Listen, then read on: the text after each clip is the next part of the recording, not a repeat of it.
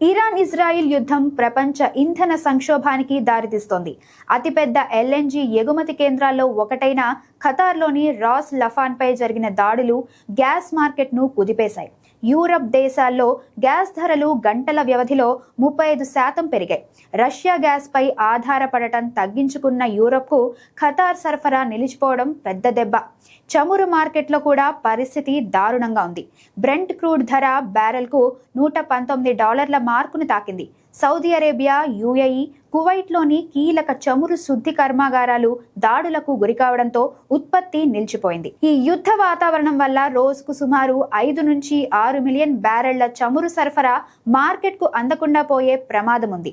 ఇంధన ధరలు పెరగటం వల్ల రవాణా ఖర్చులు విపరీతంగా పెరిగి నిత్యావసర వస్తువుల ధరలు ఆకాశాన్ని తాకనున్నాయి. ముఖ్యంగా భారతదేశం వంటి దేశాలపై ఈ ప్రభావం మరింత తీవ్రంగా ఉండనుంది. యుద్ధం తక్షణమే ముగియకపోతే చమురు ధరలు బ్యారెల్కు $150 దాటినా ఆశ్చర్యపోనక్కర్లేదంటున్నారు మార్కెట్ విశ్లేషకులు.